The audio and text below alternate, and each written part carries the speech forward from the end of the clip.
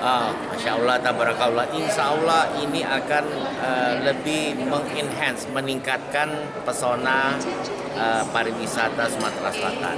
Karena ini kita harapkan tamu-tamu atau pengunjung atau wisatawan maupun siapapun yang baru menyampai di Kota Palembang langsung bisa berfoto di sini dan upload sehingga itu menjadi endorse gratis ya untuk pariwisata kita, terutama kita kan sudah menjadi internasional kembali bandara kita. Tepatnya terima kasih buat ASPI ya, dan ini di luar dugaan dan menjadi PR bagi PAL-PP untuk tetap memajukan budaya di Palembang dan pariwisata di Palembang, dan ini jadi loncatan pertama buat PAL-PP untuk kita move pariwisata yang ada di Kota Palembang.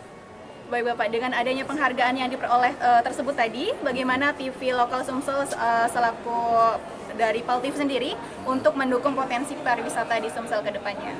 Ya, di Sumsel ada 17 kabupaten kota, dan di 17 kabupaten kota itu kita banyak pariwisata, dan itu juga menjadi tugas PAL TV lah, karena PAL TV salah satu ikon untuk TV lokal, dan semoga bisa bersinergi dengan pemerintah kabupaten kota di Sumatera Selatan sehingga lebih promosi ke pariwisata bisa keluar baik domestik maupun di luar negeri, dan semoga PAL TV bisa menjembatani hal tersebut.